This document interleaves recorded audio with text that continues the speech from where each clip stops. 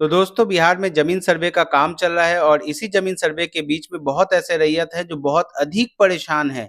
उनके परेशान होने का सबसे बड़ा कारण है कि उनके जमीन का म्यूटेशन जो है वो अभी तक नहीं हो पाया है और वे बार-बार अधिकारियों और कार्यालयों के चक्कर लगा रहे हैं, लेकिन उनके बातों को सुनने के लिए कोई तैयार नहीं है। ये भी एक कारण है जिस कारण सर्वे का काम जो है वो धीमी गति से चल रहा है, क्योंकि पूरी प्रॉपर डॉक्यूमेंट अवेलेबल नहीं होने के कारण रैयत जो है वो अपने कागजात को जमा नहीं कर पा रहे हैं। तो दोस्तों इसी से जुड़ा एक महत्वपूर्ण मामला जो है वो सामने आ रहा है, तो चलिए जानते हैं क्या है पूरा मामला। बिहार में जमीन म्यूटेशन को लेकर आफत, हंगामे के बाद भी डीएम नहीं ले रहे हैं दिलचस्पी। बिहार में जमीन म्यूटेशन को लेकर लोगों को काफी परेशानियों का सामना करना पड़ रहा है। विशेष भूमि सर्वेक्षण का में यह भी एक बहुत बड़ा बाधा बन रहा है। राजस्व एवं भूमि सुधार विभाग की रिपोर्ट कह रही है कि जिलों में तैनात डीएम भी इस मामले में खास दिलचस्पी जो है वो नहीं दिखा रहे हैं। ऐसे में आमजन या रैयत को और किसानों को काफी दिक्कतें झेलनी पड़ रही हैं।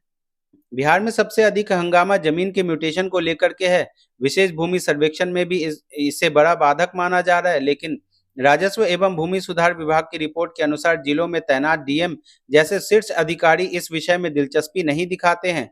म्यूटेशन के पुनरीक्षण मामले में डीएम की कोर्ट में निर्णय लिया जाता है। रिपोर्ट के अनुसार सितंबर महीने में राज्य के किसी डीएम ने कोर्ट में एक भी मामले का निपटारा नहीं किया है। म्यूटेशन के आवेदन सीओ कार्यालय में दिए जाते हैं। सीओ के निर्णय पर आपत्ति हो तो डीसीएलआर और डीसीएलआर के निर्णय पर आपत्ति की हालात में एडीएम कोर्ट में अपील की जाती है। यहाँ के निर्णय से असंतुष्ट होने पर आवेदक डीएम की कोर्ट में अपील करते हैं। डीएम की भूमिका का मूल्यांकन, राजस्व एवं भूमि सुधार विभाग के कामकाज से संबंधित जिस रिपोर्ट में डीएम की भूमिका का मूल्यांकन किया गया है, उसके अनुसार सितंबर में राज्य के 38 में से किसी एक डीएम ने भी कोर्ट से मामले का निष्पादन नहीं किया है। यही हाल म्यूटेशन के पर्यवेक्षण का है। इसके लिए 100 में से 25 अंक निर्धारित है। हर के मानदंड में नंबर 1 पर रहे बांका के डीएम अंशुल कुमार को म्यूटेशन के पर्यवेक्षण में 21.87 अंक मिले हैं। सभी मानदंड में पिछड़े अररिया के डीएम अनिल कुमार को 9.30 अंक मिले हैं। पटना के डीएम चंद्रशेखर सिंह को इसमें 15.81 अंक मिला है। 38 जिलों में पटना का 34वां स्थान है।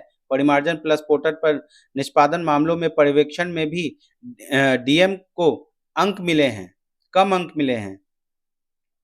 इसमें तो टॉपर बांका के डीएम को भी 25 में सिर्फ 3.37 अंक मिला है। औरंगाबाद के डीएम श्रीकांत शास्त्री को 5वां रैंक है।